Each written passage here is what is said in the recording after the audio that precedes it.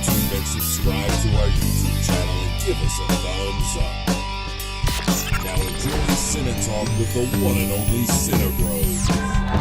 What's up, Cinemaniacs? We're back. We're back with CineTalk, episode, I believe, number 44. And what CineTalk is where we talk about, movie lovers get together, we talk about movies. And in today's talk of the cinema, we are going to be talking about a movie that just got released. Has another kind of interesting situation with the critics and all that kind of stuff, and that is Suicide Squad. But we're going to do, this is a spoiler show, so full-on spoilers. Make sure that you know that before you go through. If you have not seen the movie, this is going to be a spoiler-filled edition. So definitely go and somewhere else for the time being if you haven't seen the movie. If you do want to see it, see what you have to say, because you saw the movie, you loved it, you hated it, and you can find out what a couple of us people right here. And who is the other person? Who is one of those couple? That is my man, Darth Vader. What's up? I'll even put your Twitter handle up. I'll put your face on the screen. My face? You can say hi. And I'll even do a little... Was it breathing? Yeah. Hey, everybody. Wait, I got to do my line, because like every time I come back, it's been a while. I'm back, bitches! No, Yeah, there's the seal bark. Yeah. So, have you seen any movies lately besides Suicide Squad that you wanted to like just give a quick little, even if it was like a new DVD release? No. No? No, I mean, I gave you like my rating when I went and saw like Secret Life of Pets and like Yeah. stuff like that. So, and that's pretty much it. Yeah, because I recently, just last night, I saw the Jungle Book. Finally. Oh, yeah? Finally saw the Jungle Book, and I loved it. I was like, I mean, I liked it a lot. I mean, Yeah. it was a really good movie, and I was texting Brian. I was like, dude, the CG in this movie, the computer graphic imaging in this movie is out of bounds good. Like I can't see another movie winning for special effects. Wow. Like there is, I just. You could not tell. I mean, you could tell that obviously they were animated, but it was done well. It was like correctly. Planet of the Apes, Yeah. that kind of, and everything was computer graphic, like everything. Yeah. And so I was blown away. I was really, really shocked. And like the voices didn't bother me as much as I thought they were going to. Like I really thought Scarlett Johansson's voice as Ka was going to really bug me. Didn't bug me that much. They definitely toned it down a little bit, so it wasn't as. It seemed like a lot louder than everything else in the trailer. Yeah, it did. And it wasn't as kind of as bad. I think that was more like of a voiceover thing than like an actual like in movie thing. But yeah. I mean, that's and overall, like Idris Elba and Shere Khan, and then you have everybody in that movie. Just was all the voices were really well done. I really liked Bill Murray as Baloo. He was really good. So, have you seen it? Oh no, you haven't seen it? I will check it out eventually, but Yeah. it wasn't something I was going to the theater for to spend money. So. Yeah, it was good. It was really good. So I mean, I mean, it's a little darker than the animated movie, but if you like that, I mean, you'll probably like this. They don't really have any songs. They have like 1.5 songs in it. Isn't there like a reference to where like he's whistling or something like that, like the old Disney? You'll tune get or some. I don't want to get any like that? spoilers or anything with that. It's in the trailer. I would have known it. I haven't seen it. But they go into it further than that. But it's not as fun and playful as it is in the. I mean, it is, but it isn't. And at the end, you get a couple songs. That's cool. So like you finally get Scarlett Johansson singing and all that kind of stuff at the very end, which is it's pretty good. It was pretty good. I enjoyed it. It was overall very well done. Jon Favreau again with your movies. I always get sucked in with those, and this is another one that definitely did a good job. So. It has nothing to do with Suicide Squad. Nothing at all. But it's just the most recent movie that I watched. So yeah. You can find us on YouTube, youtube.com/themoviehousemaniacs. Please go there and subscribe to our channel. We also have our podcast side of things where, thanks to #PotternFamily, I love that Twitter handle, by the way. That's a great one. So I think it's pretty good. That Modern Family, obviously. Yeah, I got it. Yeah, it's just I thought they did a really good job with that. Yeah, thanks to them, we have been really going up there in downloads and everything like that. Cool. Like I told you when he did a little Facebook Live earlier. I'll post his Facebook Live. I'll share it onto the CineBros page and everything like that too. Personal information, sir. I'm sorry. and I had said on there that the last show that we did, I think, has broke 550 downloads, which I'm shocked about. I couldn't believe that it got that high. Don't be shocked by your success. Just be grateful and say thank you. I think it's more just like the constant plugging away and beating people down. Yeah. They're like, fine, check to it our out. channel now. And I actually just had a high school reunion. I had a 20-year high school reunion. Yeah, I saw that. And one of my friends from high school reconnected, and he was like, 20 years? Yeah. And so I was like, he goes, yeah, I'm that old. And he goes, how the hell do I get on your podcast? I'm like, you just found a way on. We'll get in contact and I'll have you come down. Yeah. And his name's Mike Bonanno. He lives in Waterford. And so at some point in time on a weekend when we can get some people together, we'll probably have him down and get him on the show. Either this show and there's a show that me and Brian are starting soon, which is Sports and Sorts, which is going to be mainly sports. Wait, what? Yeah.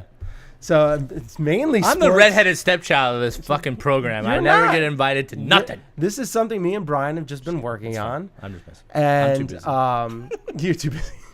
And what we're going to do is it's just going to be mainly sports related. And then we're also going to have some movie talk, some kind of like pop culture talk on top of it as well. That's water the sorts cooler, side of it. whatever. Yeah. So, and I'm sure, because are you and Miles going to still do a football podcast? We've talked about it. Talked about it? Yeah. Because if you guys do, I mean, we could definitely link up for something because I mean, football season is right around the corner. So I've been thinking about it. I really want to do one. So. Yeah.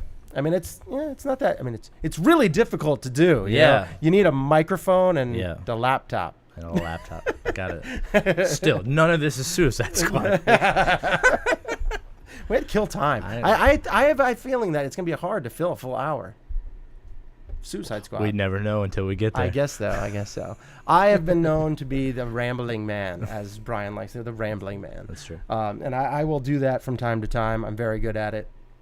As you can tell, I'm keep going and stretching it out. But let's get in. To a movie that we just watched this past weekend. I'm surprised we didn't run into each other at the theater. Yeah. What time did you get there? I got there kind of late. I got there like a couple minutes after 9. Oh, you did? Yeah. Okay, so you missed like a couple of the trailers. Yeah, like one of the beginning opening trailers or whatever. Because we left and we kind of, hung out in the lobby for a little while, chatting and talking about the things that we like. Everybody in the group. So we had like a group of around 10, 12 people. Yeah. Everybody in that group, the lowest rating was a 7. Yeah. Out of that group. 7 out of 10. Nice. And then and this is all before, like, there was about, 80 to 100 reviews on Rotten Tomatoes. Yeah.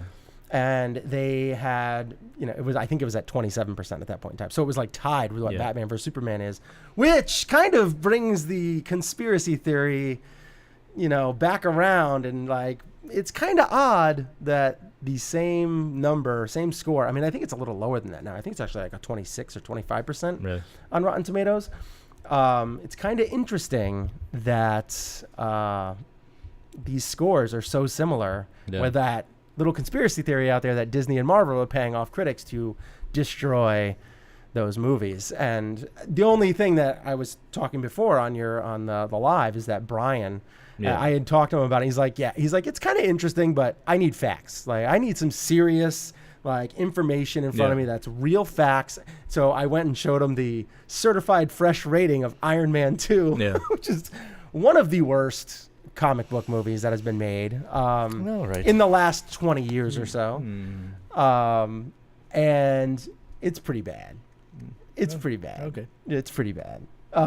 It has a couple of moments. I know you probably like it a little bit more. I like it better than like Last Stand or something like that. You know what I mean? But see, I don't. I know. I know. But yeah, so it shows an interesting fact that's out correlation there. Yes, of like this is like that, certified fresh, and it was not a very good movie.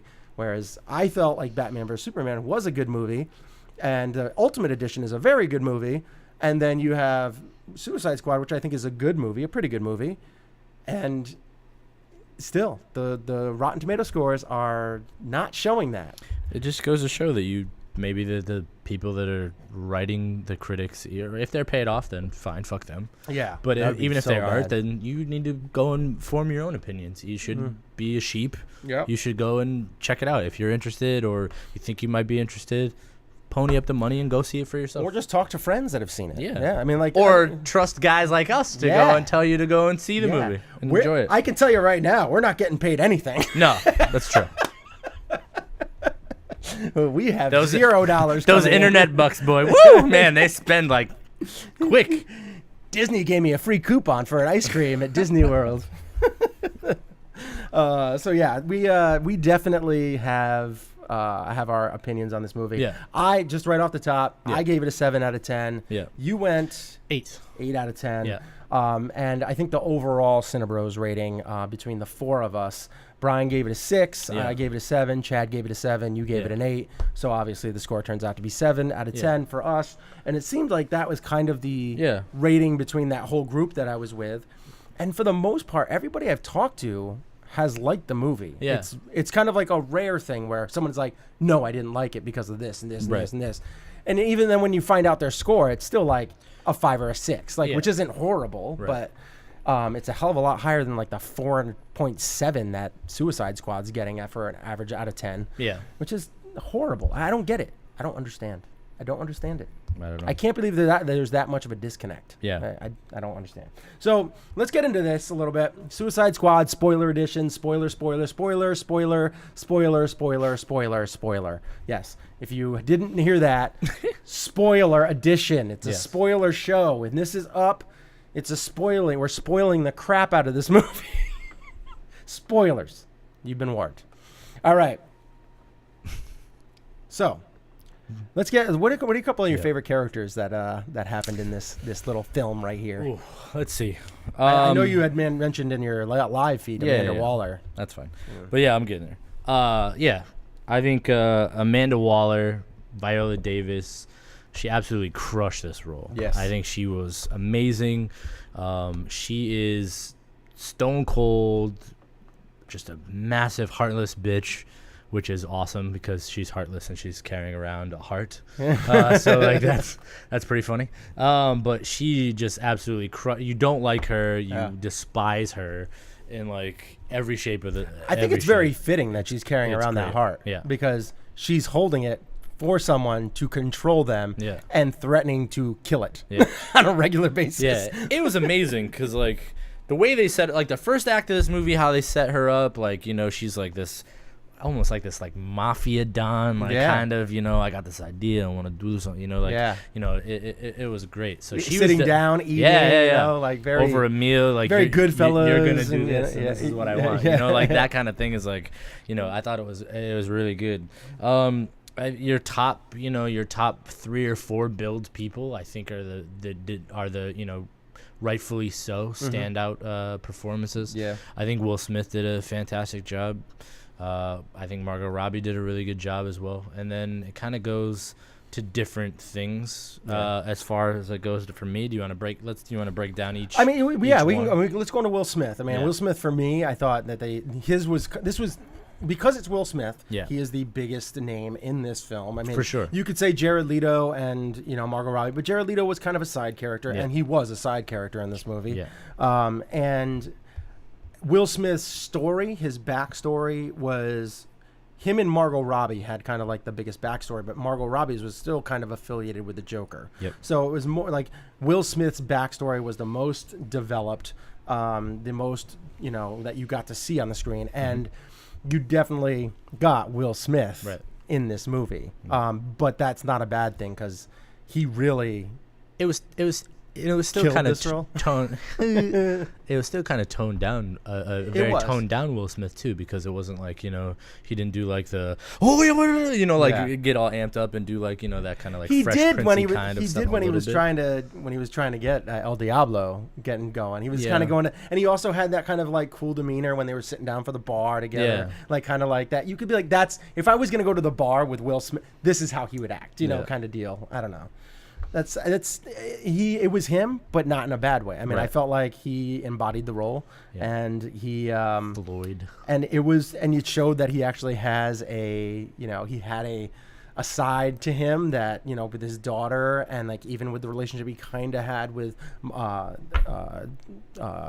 Robbie, like them together, their relationship in the movie, you could tell that he has a heart, you know, and he's not just this stone cold killer. He has a little bit of a heart, and I thought that the emotional range that you got from him was good. It was something that you probably wouldn't expect in like a comic movie too often, you know. And I thought he did a good job with it. And you actually got the hatred between him and Batman. Yeah. And I love that scene with them together. The setup with that is so good because like he is, you know, Batman, you know, he's like the top assassin in like the world basically, and like Batman's able to get the drop on him, you know what I mean? And it's like this one thing that stands in his way. And he did not have a chance against Batman. Like came down there, whooped up on him, and then was like, "You're not going to shoot me in front of your daughter," kind of deal.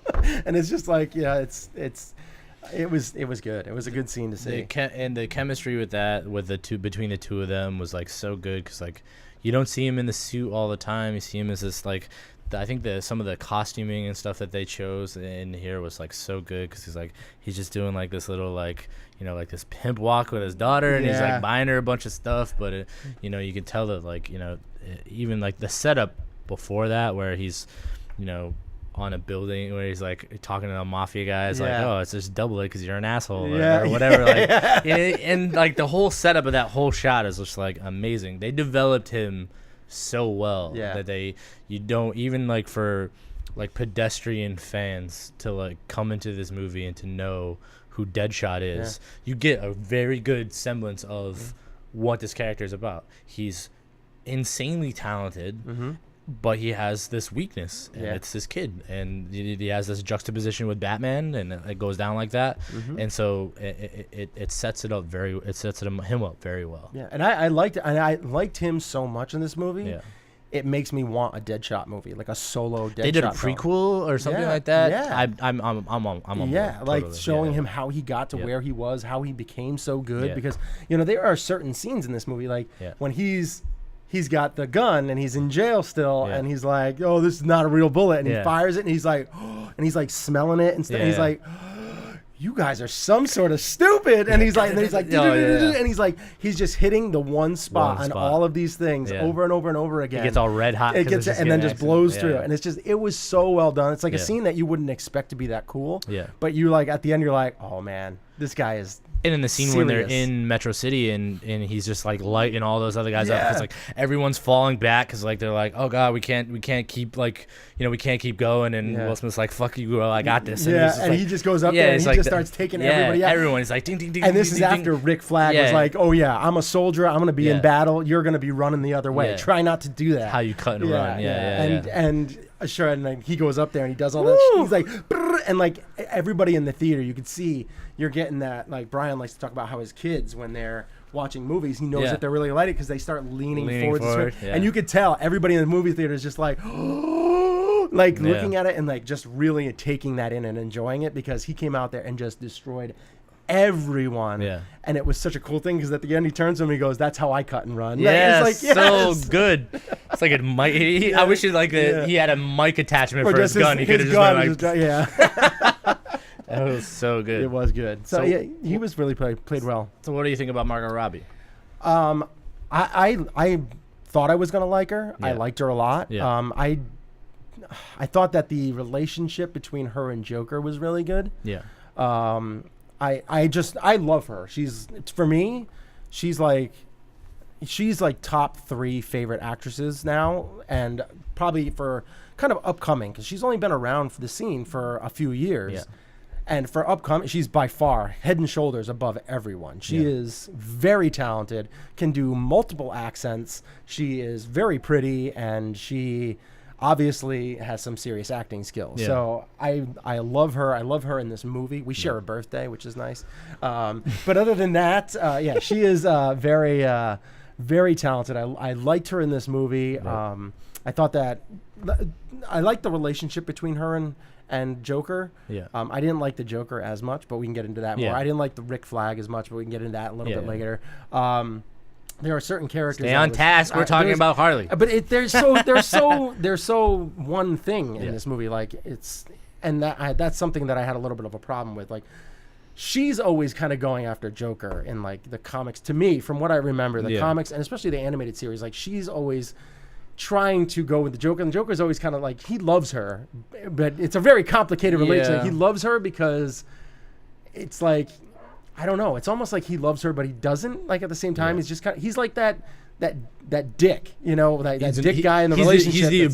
He's the abusive boyfriend. Like he likes her, or he loves her, but like he'd be okay without her. You know what I mean? Like, so sometimes like in the animated series or what, she gets kind of like left behind, and then she makes it out, and he's like, oh, sorry. Yeah. You know, like something like that. But she constantly forgives him one time after another, and that's not how this relationship is. No, I didn't mind the way that they did it, but he loves her. Yes, like there's no. He had that moment in the beginning where he threw where he throws her into the acid, and he's like, all right, well, like this was cool, like this was fun, but like I'm over it. And then he like he's like, no, I love this bitch. Like this is my ride or die. Crazy as me. Yeah. This is my ride or die. Let me go get her. So I mean that is a very interesting relationship. I did love her. I liked her. I wish they could have shown her a little bit more. Like I feel like that scene in the elevator was like the main scene to kind of really show you her skill set. And because you did get it throughout. You got some sprinkles here and there, but like that one was the scene. And I feel like that scene was gonna be long, kind of like the Captain America was it the Winter Soldier, right? When he's going up the elevator, and that how it was a lot longer than you saw in the trailer. I feel like that elevator scene was going to be like it was going to have a nice, long, good fight, show you her skill set, show you how much of a badass she is. And the way that it was edited, you can tell like the studio must have gotten in there and took some chunks out to like, you know, I don't want a 2.5 hour movie. I want it to be like 2 hours and 10 minutes and that's it. Or they could have been like, let's not copy the Winter Soldier and let's do something, you know, show something but different, because she needs to get to a certain place. Let's let her get there without like going too crazy. You know what I mean? So I think that there are scenes that they could have gone a little bit further, and because I wanted to see how much, because she's got a solo pick that's greenlit. It's ready to rock. She has come out and said she wants to play Harley Quinn for the rest of her life. So I liked it. I can't wait to see how far she goes with this character and what way that they kind of, because I mean I don't know if you can play the same kind of batshit crazy over and over and over and over again and not get old. I mean, obviously they do it in the comics, because there's a comic been running since the mid 90s, and the animated series, everybody loves her and they love her the way that she is, but she's never been like the featured character in like any animated series or like movies really. So it'll be interesting to see how it plays out. But I loved her in the movie. I thought she was great. And again, I think that's another story. Like they developed these two. They're the top, in the top 3 builds. You know, they developed these 2 stories the most. Which I think which is rightfully so. I wish, you know, it being an ensemble piece, I wish they would have given some other people a little bit more shine, which I think is gonna, you know, I want to get into like a little bit later. But some people had some issues with her voice. You know, her accent, they thought it either wasn't enough or was too much. I will say, I do think I think there was times where I felt like it could have been a little bit more. Like she did sometimes when she was like, she had that Mr. J, like that, you know, it was perfect. But then she slipped out of it a little bit. But I think she did it on purpose. I think they were doing nods to the animated series, nods to the comics and things like that, because she was so stylized and so comic booky in the actual animated series and the the comics themselves. That trying to bring the direct correlation to that into the screen would look bad and sound bad. It would take it out of this, because if you look, they actually were like everyone was giving the movie like shit because she's not in her suit. She's not in the jester's outfit. But they showed it. So that's what I was alluding to. It's like they put her in this thing. They put her in this costume, which is a great costume for her. She has a great body to be able to show it off and to kind of still be a badass and things like that. So they show you that scene where she's in the leotard, when she has the hat on, and you see it for a split second. You're like, yeah, that's cool. But then like if I go back and I look at it, I'm like, I don't want to sit through a 2-hour movie with her, like with that hat on. It would be crazy. You know what I mean? It would just be wrong. And like they show you the hammer, real quick, and like it's these things where they're calling out, they're paying tribute and homage to like the original comics, and like the same way that they did in Captain America too, is that during the when he was doing like the USO show or whatever, he wore the big winged boots and the things on his hat, but when it was time to go and kick some ass, it was different.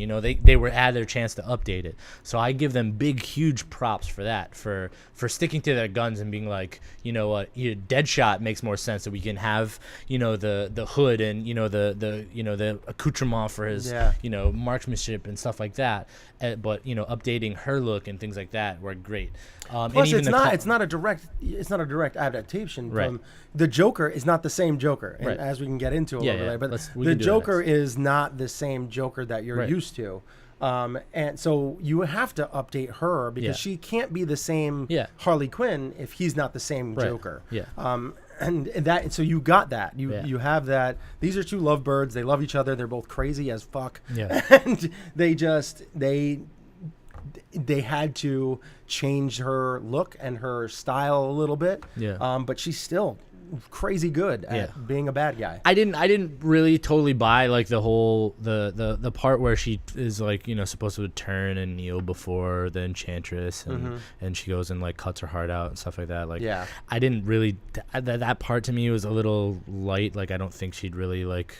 I know it was a gag to like get close to her to do it, but I don't think I there's just something about that little scene that kind of rubbed me the wrong way, just a little bit, and most of it's on Cara Delevingne's side or whatever fuck her name is, but like mostly on her side. But like that little spot was another thing that was like I was like like I'm not really. I thought it was funny that I can't remember where I read it or who said it, but as somebody said that last scene with Cara Delevingne, how she's sitting there and she's making all this stuff going on. It's how she looked like Axl Rose. No, a little bit. Yeah, like oh my twitchy, the twitch. They said she was twitchy hula dancer.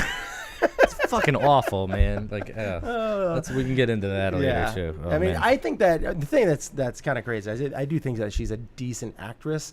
They just the way that they like utilized her was not very good. Like from what I saw, I thought I could have bought into her being the Enchantress, but that story wasn't developed well between her and Rick Flag and her like just her look. I mean, she is a badass, but the thing that she did with her brother was kind of weak, and like just everything around that was like the villain was a little weak. Like the relationship that was built up the strongest was between her and Amanda Waller, and Amanda Waller carried that. Like you could tell, like she is like you said, she is a stone cold killer. Like she does. Every time she was on the screen, she like commanded the lens. You know what I mean? Like that scene when she came in, because I loved Amanda Waller as well. Like there are certain characters like her, Deadshot, Harley Quinn, and I really like Jai Courtney in this. El Diablo was pretty good, even though they didn't have like big moments. I mean, El Diablo had kind of a good developed story that kind of wanted to get you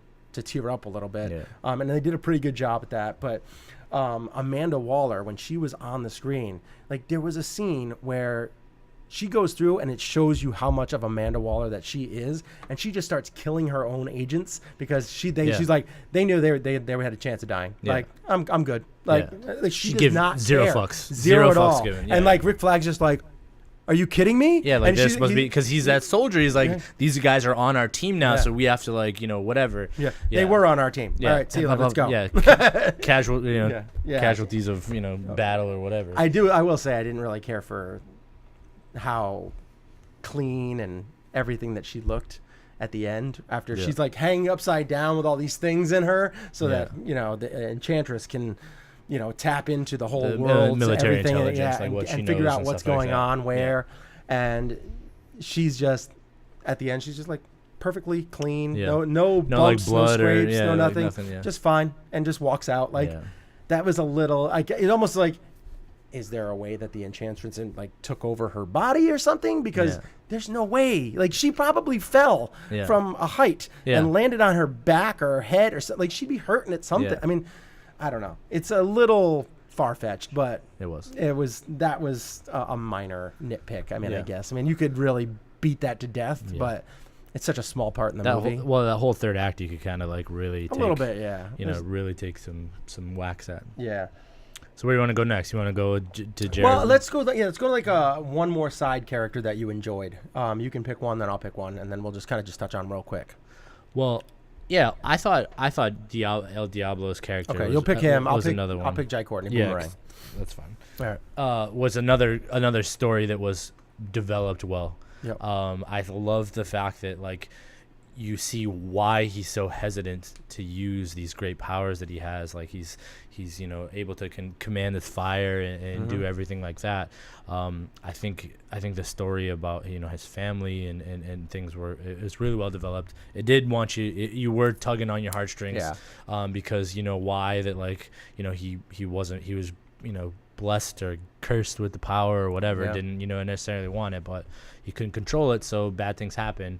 It's not necessarily that he was a bad guy, but you can't control your temper or whatever, and bad things happen. And then when he is able to Hulk out, so to speak, and he ends up going and battling with the Enchantress, or does he battle the brother? He battles the brother, and he's able to like kind of get into like this big like, he like almost turns into like a Satan kind of this metahuman thing. I think it looks so dope. It was so cool to watch him kind of make that transformation to like this almost Aztec looking, like a fire demon thing. It was great. Totally. It was cool, and like there was a point where I was like, oh, he's gonna win. Yeah. Because like he starts digging into his chest, and you're just like, oh, he's not just gonna like keep this guy where he needs to be. Yeah. He's gonna destroy this guy. They're not gonna need to blow the hatch up in the corner or whatever. But that's not how it played out. Of course. I was so bummed because like he's such a good character, and it was developed really well. And I didn't even realize who that was until I looked into the credits to see who the guy was. Yeah, I'm like, oh, it's his name's it's Jay. I can't remember who. He's been in like a couple other movies. Yeah. Well, he's probably gonna get some more gigs. He did that movie back in like I don't know, late night. Jay Hernandez. He did that movie with like Kirsten Dunst like a while back, like that. Oh yeah. Holy cow, man! He's been in like a lot different. Yeah, he's been in like a couple other movies with like a couple. I think he's been like he was in Hostel. Yeah, he did. Oh really? Yeah, he was like one of the guys in like the that main was guys running in away. Hostel. Yeah, he's in Bad Moms that just came out recently. He's been in a couple other. Yeah, he's been in like a military movie too. I think. I want to say. I think he's been in like a. Because he's going to get some serious work after this. I mean, because he did a good job for the amount of time that they used him. Yeah. He was, as far as the second secondary characters. Like he was kind of more of the focus. Biggest one, yeah. Jai Courtney, on the other hand, was mainly just there for comedy relief, and I thought he killed it. Like this is my favorite role that he's ever done. I think that's what you're going to get from most people. Is that we finally saw somebody that we can actually like laugh with, enjoy. Like he's got charisma. Like he was so good, and they might have utilized him a couple too many times, like in weird spots, but. He was perfect. Like I don't really care about being here. I'm not really sure we should be here. I really just want to go and do my thing. Like, but I'll sit here and hang out with you for the meantime, kind of deal. So, cause I have to. And he just had so many great like one-liners, just quick little things where he's drinking beer or something out of nowhere. And so funny. He had such a great, and like even his little cameo where you got the Flash who showed up and kind of caught him. Like that whole scene was really cool. Just seeing him like do his thing, like his work. He kills a guy and there's no like, honor code there with him. He's just like, I'm going to kill the guy that my partner that I'm with. I'm going to leave. Flash shows up and it's time to, and it was cool to see Flash too. It was cool. Yeah. It was kind of cool to see him.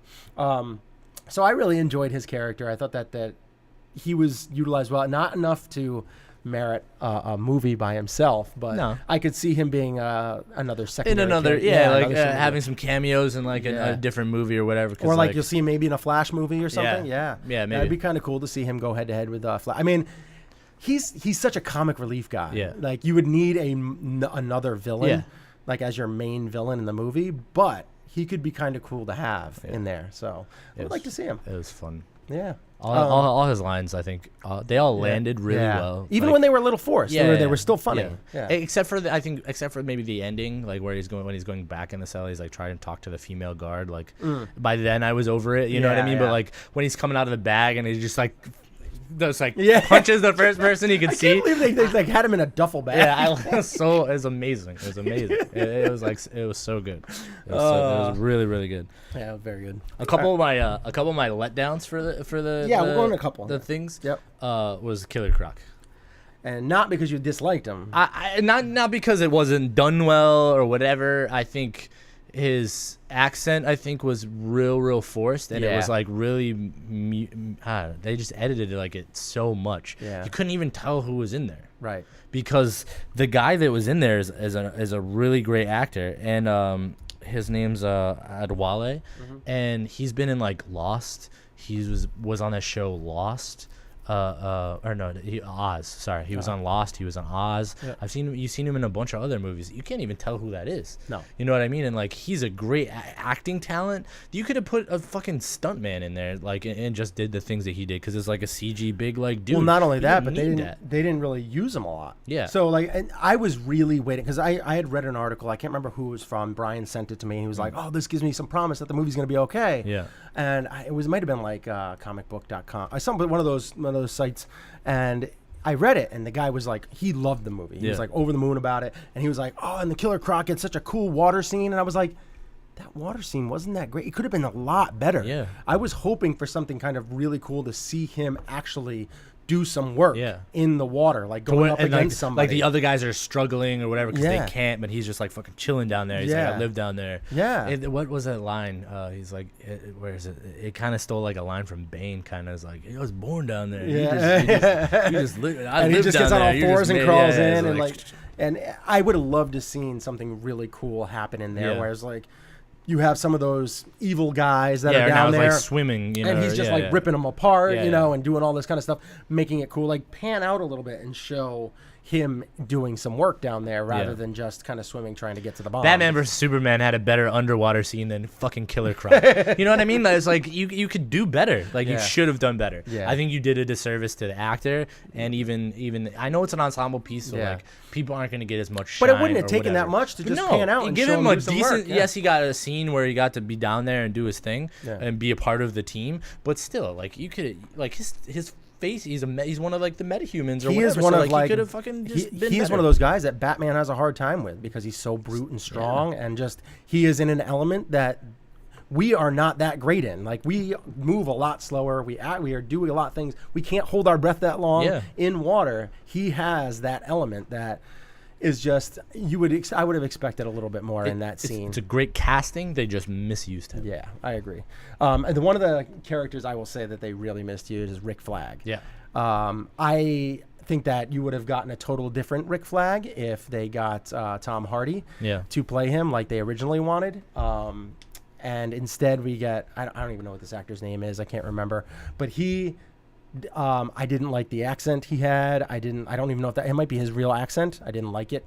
I didn't like how he was. I mean, Rick Flag is kind of a dick. Yeah. He is. But he's also one of those guys that should be almost able to keep up with Deadshot. Right. That's how skilled he is. Like he is the leader of this group to the point of where I think there was times in the comics and stuff like that where they don't have that thing in their neck anymore. But they want to follow him because he is a leader. Like you didn't get that out of him. You got Will Smith as a leader in this group. Yeah. Rick Flag is just kind of that secondary character who happens to be dating Enchantress, you know, or the June or whatever her name is that Cara Delevingne's character played. But I was really disappointed how you never really got any kind of he is the man kind of deal to lead this dysfunctional group. You never got that. And I was sad to see that because I don't know if it's just he couldn't pull that off because of his skill set, but or the way that they wanted to shoot it. Yeah, so and that might have been reason. That might have been that might have been the reason why Tom Hardy didn't want to do it. It's like I don't want to play a weak Rick Flag. I want to be a badass Rick Flag. Like so if you want somebody to play Rick Flag, that's going to be like that. You're going to get somebody else. Tom Hardy almost kind of reminds me like what it could have been like a cool he'd have been hilarious. A cool Captain Boomerang too. Yeah. There's a couple of guys out there that could have played him really well. I just wasn't buying the love story, like, no. And that has to do with him and Cara too. You know what I mean? Like, I despise Cara in this movie. They didn't have any chemistry at all. They had no chemistry, and then the fact that like and it kind of goes and I don't blame him 100% because I think the storytelling lends it like there has to be a reason for him to be there because Amanda Lawler is where she is, so someone has to be leading them, otherwise they're going, they're running off doing their own thing, right? You know what I mean? So like the fact that there's got to be somebody, it's him, because Will Smith's gonna take the fucking basically the lead of what's going on, but it's just I mean, he is the biggest build character. Yeah, I mean, he is as great as Jared Leto is as an actor. Yeah. He's not on the same level as Will Smith as far as star power goes. But so I was very disappointed with Rick Flag. I mean, the whole like his chemistry with that, I didn't like even his chemistry with Amanda Waller wasn't that great. Like I just wanted more out of his character. I wanted to see an actual leader. Yeah. We never really got that. I was also a little disappointed with Katana too. Yeah. They didn't. I really felt like they missed the mark to the point of where you should have been almost crying when she was like talking to her sword and talking to her husband who died, who was killed by that sword. Yeah. And like you should have had more emotion. It's such a good story. Yeah. Like they could have they just underused it. They just misused it. Yeah, and it's unfortunate. I mean, it's like it felt like this movie could have been 3-hour movie, and you could have still been very entertained because there was a lot of backstories here that needed to be explained, needed to be talked about, and it would have helped build up the emotion, and you would have been more like sucked into the film and been more invested. A little bit, even more than you and that's where I don't know. I mean, there was rumors that WB had like there was this they recut their own edit, and David Ayer had his own edit, and they ended up using the WB's edit, who they actually consulted the trailer. I think they're called the Trailer Park or something like that, and they actually cut the trailers for Suicide Squad, which the trailers were amazing. They were a lot of fun. Soundtrack in the movie was great. And I don't know why there's some people that were like hating on it. I'm like, it's a misused music or whatever. I'm like, what are you talking about? Like it was really, really good. I don't know who the heck would hate that. I was watching a couple things. He was like, I felt that the music was like, too much. It was like, but it wasn't, but even when like the Guardians of the Galaxy did it, it wasn't. I'm like, it is exactly. I'm like, it's just as good. As the Guardians of the Galaxy. It's like they're real close. They're close. Like I would put Guardians up. This is like an A-, B+. You know what I mean? It's like it's really good. It is very, very good. I thought the soundtrack that, especially the music that they used and everything, it was K7, dude. Come baby, come. I was like, yes. It was all great. Like everything that they used for this movie. I can't wait to buy the soundtrack. I hope they do what Guardians of the Galaxy did, was give it out free, like for like a couple days, like weekend free, and then so I can download it on every device I have because it was a really good soundtrack. And if not, I did support Guardians of the Galaxy. I bought it. I downloaded it when they did it free, and then I also bought it because it's one of those things you got to support the artist, man. Because that was whoever came up with the concoction of put those on there was great, and I think that the same thing is said here. So like the Trailer Park guys, which they said were the people that cut the trailer, they consulted. WB consulted them for the direction of the movie. Yes, and I'm like, why would you like David Ayer? I mean, granted, I am not the biggest David Ayer fan.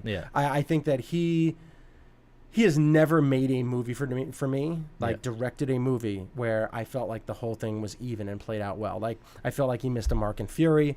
I think that he absolutely destroyed a good movie in Sabotage with Arnold Schwarzenegger. Like that movie was like a thriller, a suspense, kind of movie that really was really good until the last 15 minutes, which it turned that movie was, I was like, oh, this is like a 7.5 with a good ending. It could be like an 8.5.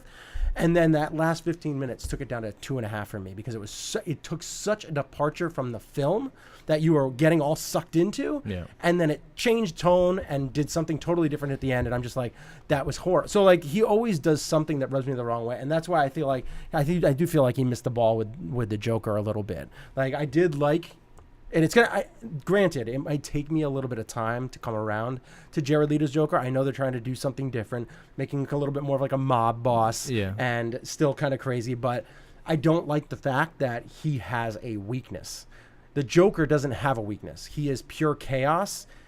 That's why Batman has a hard time. That's why he's his yin, the yin to the yang. Like he can't there is no pattern. There's nothing to this guy to figure out what he's doing. And that's what his detective work, Batman, is. He can figure out everybody's weakness, and he utilizes that. And he's always thinking 2 or 3 steps ahead. Can't do that with a Joker. Yeah. You have to live in the now and really just try and contain it. And I feel like Jared Leto has a huge weakness with Harley Quinn. Right. Like, he could take Harley Quinn, and now Joker's going to come out with him with everything he's got. I don't really like that. I like the unpredictability. Yeah, I think that they're missing the mark there. Other than that, I like she's locked up, and Joker still wants to get busy. There's nothing. What is he going to do? Right. Batman's not going to go in there and like put a gun to her head. No, but he can take her. Batman could take her. I don't think it's happening. I think it could very easily happen. I think Batman could swoop in and take the old Harley Quinn. Because, I mean, they obviously have a little bit of, I think, because he saved her life. When he dove into the water, saved her life. I think that I don't think she's as... She tried to kill him when she was down there. What are you talking about? But he saved her life after that. So he ended up... locked her luck, but I think that she will have a little soft spot for him, for Batman, because he saved her life and is treating her kind of a little differently than Joker, like it's a little different. So I think that she will have a little soft spot for Bats, and I think you'll see that from time to time, but which could push the Joker away from Harley Quinn, and that's where that relationship goes. Like, I'm going to keep pushing you away because obviously if you're going to my main enemy. Did they confirm that the Joker is not Jason Todd, right? Yes. Yeah, they did. Yeah, so there's the whole Batman vs Superman, the Robin suit with the Joker riding. There's no. It's not Jason Todd. They're probably going to use the Red Hood at some point in time, and have that story play out. This is somebody totally different. Completely different. Which I dig it. I liked his character. I liked him being the Joker. I won't say I loved it. No. But with the different incarnations that Joker has been, he's closest to Heath Ledger. I think he reminded me a lot. Like, if you took Heath Ledger and Cesar Romero, like the old school TV Joker, you took them two, mashed them together, this is what you would get. Kind of a little chaotic, kind of kooky, weird. I think they were trying to I don't want to say that they were trying too hard, because he's such an iconic character that you have to you have to put some serious to put effort and thought into it and things like that. But I think they were definitely cognizant of we cannot go anywhere near Heath's performance in the Christopher Nolan verse or whatever, you know what I mean, to try and do that, because so anything that you thought he was, I don't like the fact that he's super tattooed and has meth cap teeth and stuff like weird, that. I don't like that, but the psychotic nature of doing stuff and the remorseless things like that, I like all that. And even his outfits are a little crazy, I mean, I don't mind him being a little over the top and stuff. They can play it off. He just missed a little bit of the mark. I said, over time I might get more used to it, but it's not like with Heath Ledger's Joker. Heath Ledger's Joker commanded the screen presence, and I was just 30 minutes into that movie, and I'm like, this is my Joker. This is what I want out of a Joker. Yeah. Jack Nicholson was great. Yeah. But Heath Ledger, is I almost think those are two totally different characters. I can't. Yeah, it's hard for me to compare the two, because the Tim Burton thing is so stylized and campy on purpose. Yeah. And Heath is not. The Nolan what I mean? It's the whole Nolan dark, thing is not. You know what I mean? So with him, even if you take the scene where he's sitting in the club with Common. Yeah. And he brings Harley over and is like, oh well, she's yours now. His they used him enough to sell the chemistry between the two, and even with the the cameos for Batman, I think were right and good and things like that. I love seeing a badass Batman. I love it. It's just there's something I can't put my thumb on this one thing that I say this is why I don't like the Joker. Yeah. But there's something there where I just kind of I'm not 100%. It's missing the mark a little bit. It's missing the mark somewhere. Some of it's his delivery, on the stuff that he does is it almost sounds like it's not coming from a natural place. Yeah. So it's I'm gonna hurt you really bad. It's I get it. You wanna you do your thing, but I don't know. It's not quite there. You know what I mean?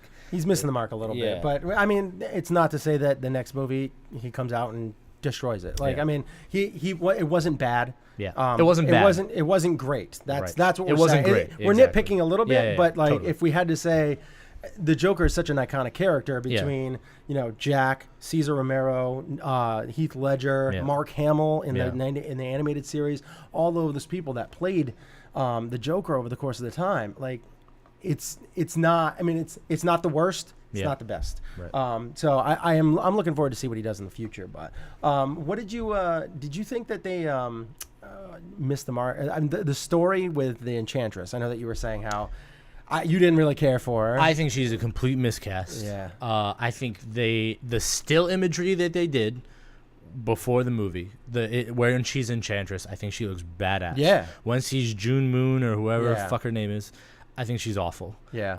And like zero. It was like the best part paper in that, thin character when they were doing the example of what she can do to the people that needed to see it. That was great. The handhold and the flip switch. Yeah. They only did it once. That was the best part. That was the best acting I've ever seen her do. Yeah. And she wasn't even in the frame. It was a hand. it was her fucking hand. Like, that's it. You know what I mean? Yeah. And like that's it. And like that was the best part. Her twitchy Axl Rose impersonation towards the end, I'm like, the twitchy hula? Like, what? Why are you doing that? You got to do that again. I got to get you on the video. Like, why are you doing that? Cut it out. Like, seriously, it was awful. The third act involving her was just god awful.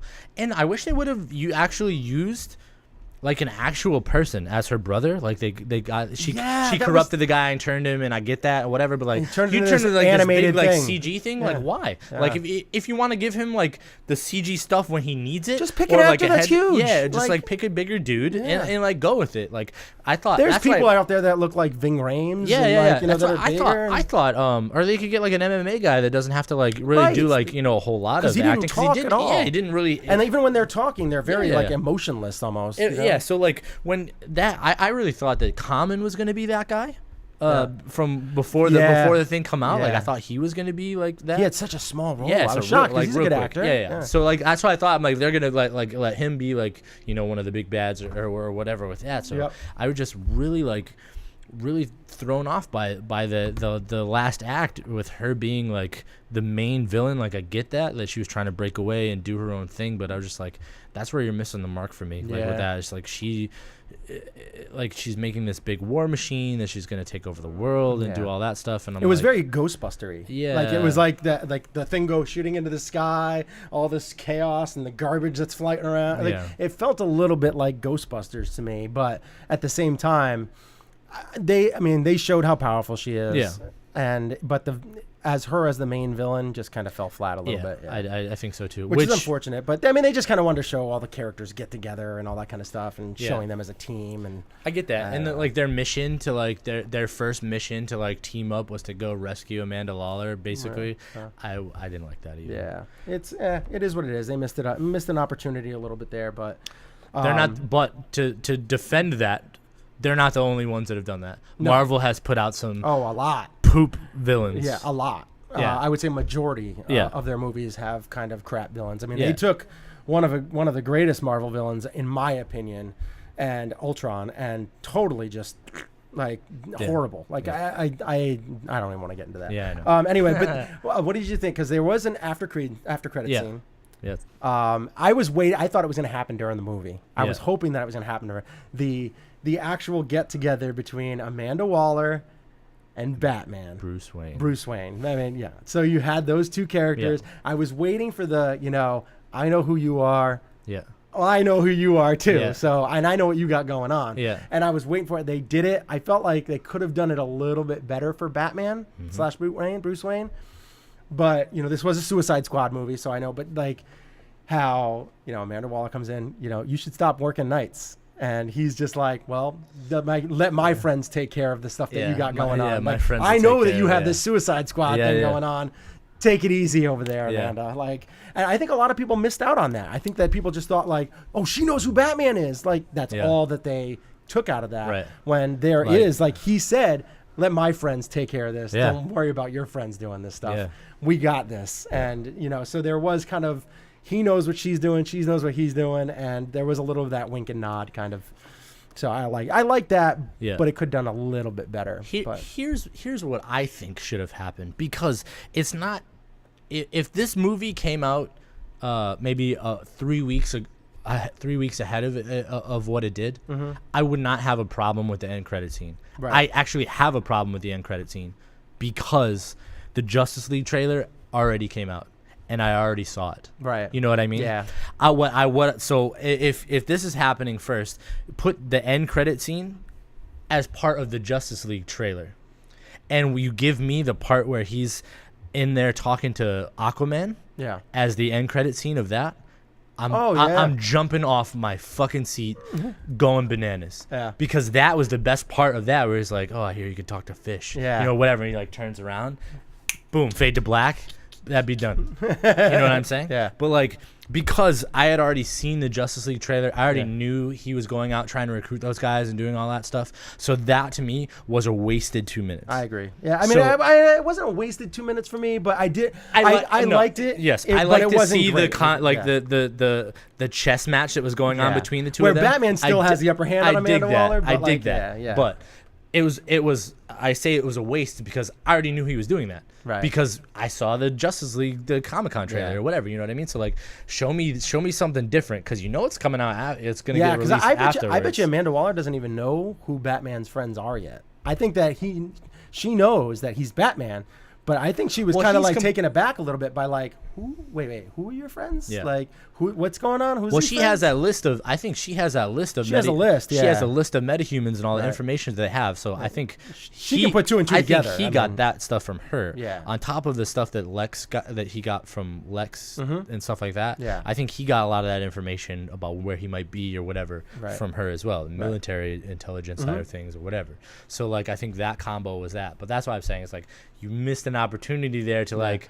I do like what you just said. That's a great. It was been a great idea. Give me the Amanda Waller, Bruce Wayne, like sit down in the precursor to the Justice League trailer, because like you keep talking. I just gotta grab something. It looks just like it looks like the Suicide Squad trailer. Yeah. So you're sitting down and you're like, oh well, yeah, he's having another meeting. Oh shit, it's with Bruce Wayne. Holy crap! Okay, like what's going on now? Like, you know what I mean? So like, let that be, let that happen or whatever. Give me something that's different, and you put it out beforehand, because by the time you get there, it was a missed opportunity, I'll say, because that guy is picked this up recently. Fucking badass. Jason is like amazing. I can't wait to see what he does with this thing, because like you have not yet to see him in Game of Thrones I've seen yet, because I've seen his look, because I've seen stills and all that stuff.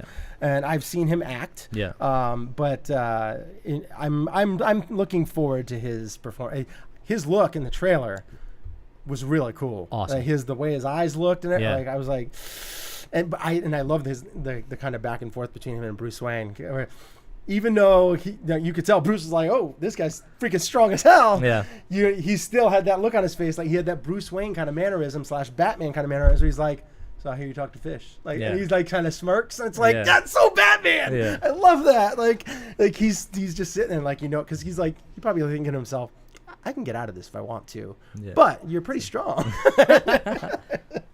I just love that whole scene. That whole scene, that was great. So I'm gonna look on Twitter. You wanna pull up your phone? And we did some stuff, and we wanted to get some information about what people thought about the movie and stuff like that as well. So I posted a thing on the Twitter book, as we were calling it before. I posted it on Facebook, on the Facebook page, and I also, and that links to the Twitter account. Yeah. So I'm gonna see what we got here. Oh my gosh. Oh my lord. I have a DJ friend of mine who's like, since the movie came out, he's had a bunch of people request the song that was Purple Lamborghini. This is Skrillex and Rick Ross. It's like this big, heavy trap beat. Yeah. And it's from, the Purple Lamborghinis, the Joker and Harley Quinn's date night, you know what I mean? So I don't think I don't think you can actually hear it during the movie at all. I just think it's coming out on the soundtrack. I don't remember. I don't recall it, because I was like waiting for it for like that moment, because I knew like there's a Purple Lamborghini, there it is. I was like, here's that Skrillex beat coming in. It's like super heavy. Like if they were playing it or anything. So I got one of the things that was from This or That podcast. Yeah. They said liked the first third, but was really bored by it during the second 2/3. Yeah. Better than Batman vs Superman, Yep. but that's not saying Totally much. agree. Yeah. So I disagree with. I think I liked Batman vs Superman. I actually like Batman vs Superman more than this. But not by a lot. Yeah. So I mean, it's close. I mean, I like this a little bit more, but not by a lot. Right. Right. So and then I also have was it Drunk Comic Fans Pod? He said it was better than Teenage Mutant Ninja Turtles 2, X-Men Apocalypse, and Batman vs Superman, maybe even combined. Wow. So he liked this a lot. Yeah. Or they like this a lot. That's a tall order because we loved it. I love X-Men Apocalypse. Yeah. I liked Batman vs Superman. I hated Teenage Mutant Ninja Turtles 2. I had a lot of problems with it. I hated that movie. Yeah. I don't know if you've heard me rant about that a couple of times. Oh my lord. Enough. That was total garbage. So did anybody? What else? What are some comments on what you said on the Facebook Live? My wife hated Harley Quinn's accents. She thought it was a little over the too top. much. They could have updated it, but like we said before, I think they were just kind of giving some nods to the actual comic book character. One of my friends is a huge Batman fan. Mm-hmm. And he thought Batman vs Superman was very good too, Yeah. so he enjoyed that. He thought the movie was amazing. This is from Matt Banover. He loved it. He's like, it was a streamlined plot, which was better considering that Batman vs Superman seemed to be like, supremely like really complex and like I had a bunch of a bunch of stuff going on. He really loved the Joker. Thought Will Smith nailed it. Thought Margot Robbie nailed it. He said they wish that they did Killer Croc more too. But the great thing he loved is how they set up the universe. It's a world that was leveled by Zod, saw the Doomsday Monster, and now a ring of floating garbage and witches. So Viola Davis is that perfect cut the shit, we need to do something, bitch. That's a great quote. Yeah. That's a great quote. That's a great line. This is a world leveled by Zod. Just cut the shit, we need to do something, bitch. So that was great.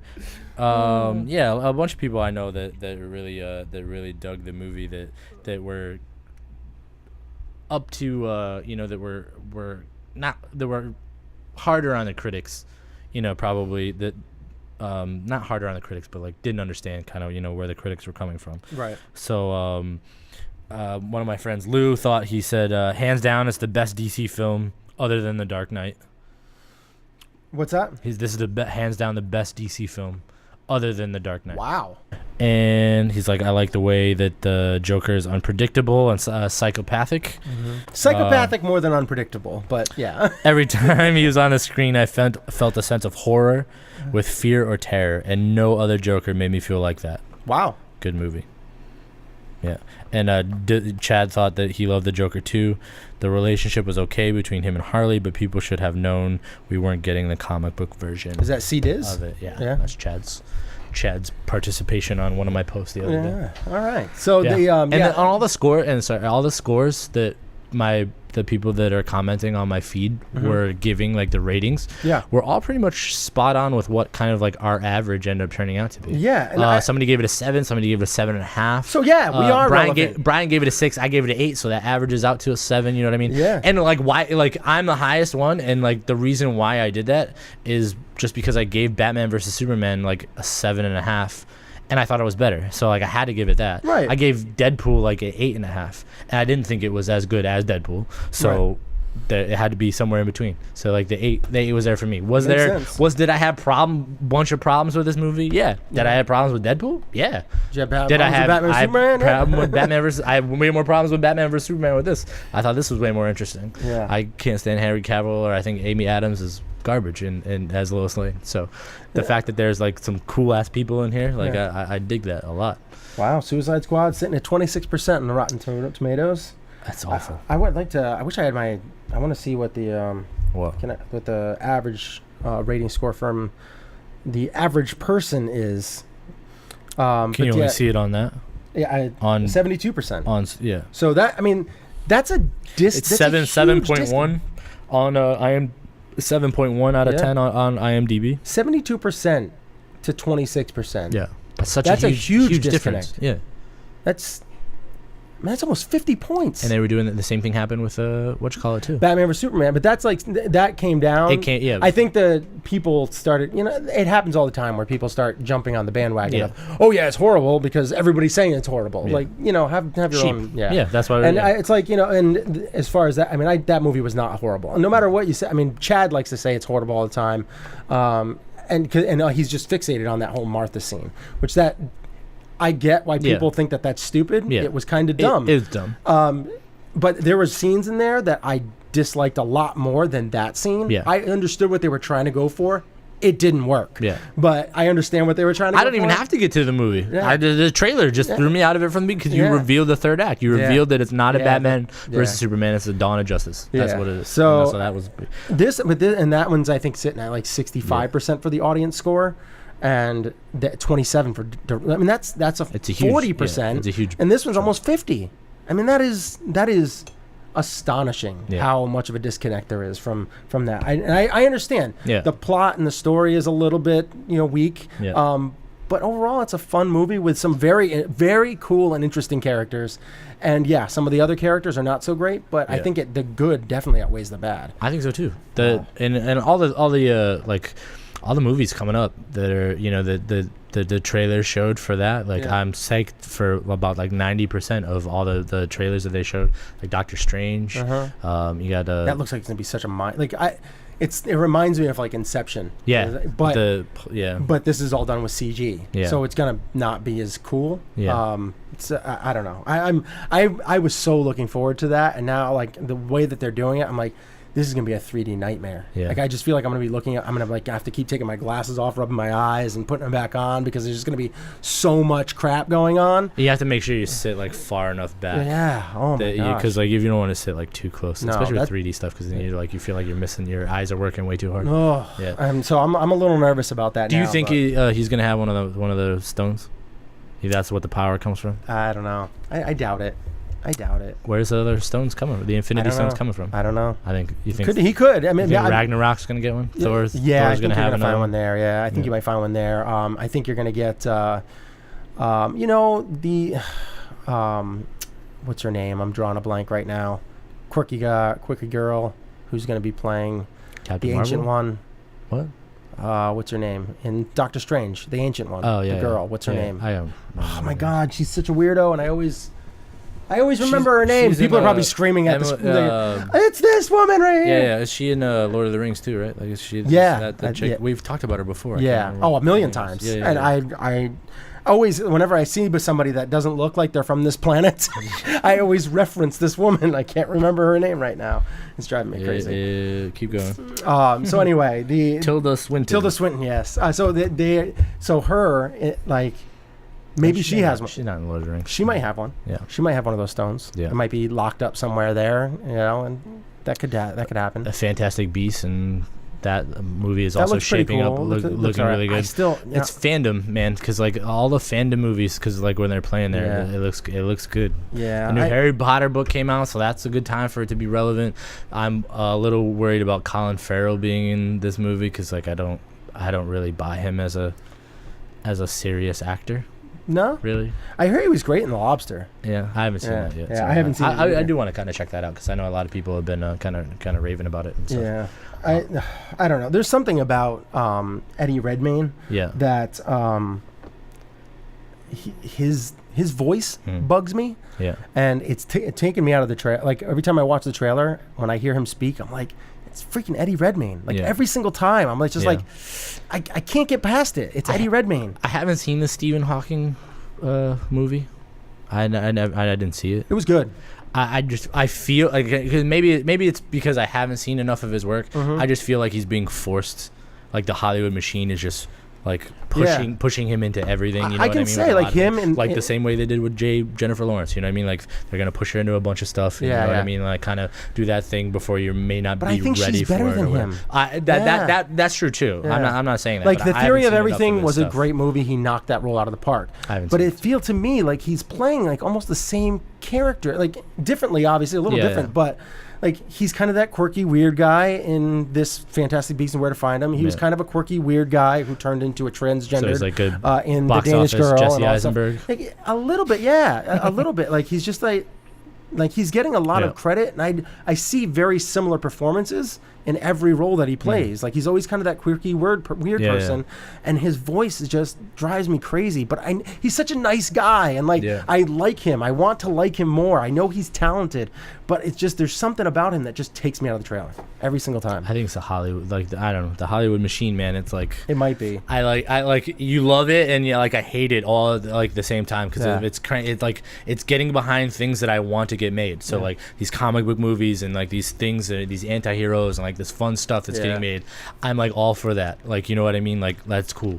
The downside of some of this stuff is the things that we're dealing with feminist backlash of this and that or whatnot, or whitewashing and all this other stuff, or the backlash from the Great Wall that you're getting about the whitewashing. I told you about. I wanted to talk about that. That was one of the trailers I caught during Suicide Squad. The fact that it's Matt Damon, him. I'm sorry, there was not a white dude sitting there at the building of the Great Wall. It wasn't happening. There wasn't a white guy there. Find an Asian actor and cast him. There's plenty of guys that would go and do it. Jackie Chan, Jet Li, and not even total action stars. You got the guy who's the Sulu in Star Trek. John. Oh yeah. What's his last name? Oh God, I'm drawing a big blank. We're awesome with that today. But he's even come out and said did you see that where he photoshopped himself into a bunch of the roles of stuff that he could have played. He did Matt Damon in the Mars. So he has his face inside the helmet. It's just it was amazing because it's why you just put out a good movie, right? Make a good movie and people will go and see it, and get excited about it. It's because we're worried about who will John Cho is his name. Yes. Let John Cho be the guy, or a couple. There's a couple. He's just the first one that comes. I mean, it'll be interesting to see how they play it out. It's they did the same thing with The Last Samurai, with Tom Cruise in The Last Samurai. It was that guy is going to be intermingled with this old aging. With that made sense though. A little, but it reminds it draws me back to Tom Cruise is not a fucking samurai. Okay, in the same way Matt Damon is not a Chinese guy that's building the Great Wall or going to fight a battle with a quiver of arrows. I'm sorry, it's not happening. Matt Damon is Matt Damon. Put him in an astronaut costume. Fine, he killed that movie. Mars, I like that movie. I don't know what the story is. I don't know what they're gonna do. This could be the Great White, ninja kind of person or whatever. They had you could, technically, you could say that Beverly Hills Ninja is whitewashed. They had Chris Farley come in. Fine, it's a comedy. But so you could take things in there, you have Martin Lawrence traveling back in time to be a knight. Black Knight, yeah. Black Knight. Oh yeah, okay. So there's that. You know what I mean? Those if you're gonna take a serious piece or a dramatic movie, you're not gonna cast like that. What are that? Gods of Egypt or whatever. We had Gerard Butler and the guy when Jamie Lannister from fucking Game of Thrones was in there, the guy with the one eye or whatever, the Gods of Egypt. Yeah, Gods of Egypt or whatever. Those are white guys. Why don't you find a brown person, a brown-skinned person to be able to play those roles? Because that's the time period. People are smart. Yeah. They know that the token white guy was not there. Yeah, I mean, I do agree with what people like Ridley Scott and all them have said is that they won't. These movies sell the movie. They won't get made. They won't get made. Bullshit. They just and I agree. I 100% agree. I think movies are hard enough to get made with enough that you need big stars. The only problem is that what you should be concentrating on is building up the star power of these other people. Develop. Start them in, when you make your next Prometheus movie or something like that, make sure you have a secondary character that is an Asian or an Egyptian or some kind of action, different ethnicity. And make sure that you're starting to build these people up. So they can star in your next movie that's like that because they have the star power. Yeah. Like they should be able to do that kind of stuff, and they're not. Which that's the more concern. That's a bigger picture. It's a little private Hollywood club that is so hard for people to break into. Yeah. It sucks because like there's so much talent or whatever. Like the guy, the Great Wall, like the guy who's directing the movie or whatever did like Hero. Yeah. And like the House of Flying Daggers or whatever. Like I didn't see that one. I saw Hero. I saw that in the theater. I like. It is amazing. Yeah. Like the cinematography, the visual thing is like the movie is gonna be so beautifully done, so beautifully shot. Mm-hmm. They're gonna have fucking Matt Damon like as center screen. I'm like, we'll see. I have faith. I have faith that it's gonna be an entertaining movie. That's all I can think about that. But I don't know what the story, depending on how they tell the story of why Matt Damon is there. Yeah. Because nobody knows. All these people that are out there saying whitewash, that we don't know what the story is of the movie yet. So it could come out and being like, for whatever reason, he is this big warrior somewhere. Yeah. And they need him. And like, we don't know what the story is. Right. As of right now, it looks pretty bad. Right. Because like they have the white man coming to save all the Asians. Yeah. Like, that's not a cool thing. They built the wall to keep out the Huns. Yeah. That's what happened. You know what I mean? If they take some kind of weird sci-fi twist with it, but still, not even that. Like that's why if they're gonna build a movie around the Great Wall and like why it was built and battle and struggle or do whatever, things like that. Fantasy sci-fi. But it's not. It's not listed. It's not documented as. It's got to be. It's got. I mean, there's dragons. It says action, adventure, and fantasy. Okay, so fantasy. It's fantasy. Yeah, which is basically sci-fi. Well, it's not historical. It's not a buyout. Like a documentary. They are taking liberties with why the reason why Great Wall got made. He shouldn't. I'm still saying he shouldn't be there. I'm on record. 2016. Right. Brandon says. Well, that's pretty much it. Yeah. For our show. Yeah. Where can people find you, man? All the interwebs. All at DJ Darth Fader. Everywhere.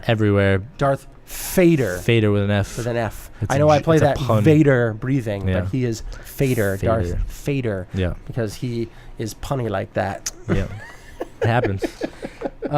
So you on the show on here, whatever. Excellent. And of course you can find me. I got a new Twitter handle at Einhorn is Finkel, because it fits very well with things that I love. That's sports and I love movies. So you have your Cinebros one still pops up as your personal one though. It is. You should change it. It is. I have it just as the Cinebros now. It's like the Cinebros, and mine was now Shane Moore and at Einhorn is Finkel.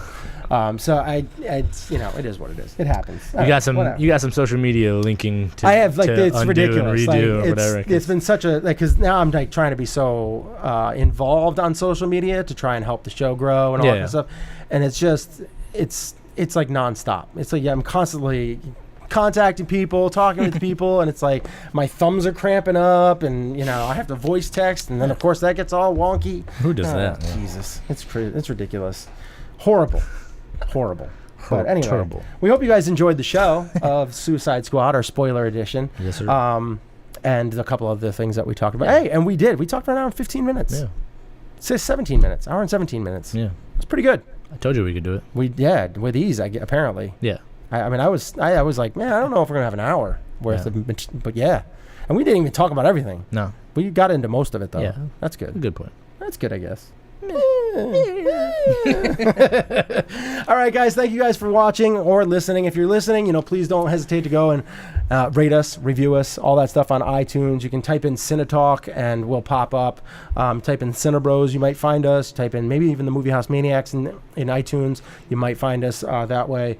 Definitely, if you're on YouTube, go to youtube.com/The Movie House Maniacs.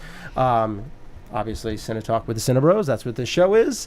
And I'll put it up right here so you can have it. youtube.com/The Movie House Maniacs. So go there, subscribe. We're still looking to break like 200 subscribers. I haven't been very active on YouTube lately, but we're trying to come out with like a couple of shows every month still. So and then be in the lookout for Chad's next podcast, which is Past the Up and Popcorn. I think it's like 12 or something. He's got a cool new intro. I don't know if you heard it. Yep. It's pretty sweet. I like that. Yeah, the guy that rapping on it was fun. Yeah, it was cool. He was funny. Yeah. So yeah, that's all fun. And I'm going through puberty. Yeah. So yeah, hope you enjoyed the show. Rate and review us, subscribe, all that fun stuff. Thank you. Peace. Good times. Nice to have you back. If you watch the show on YouTube, please click that thumbs up and subscribe to our channel.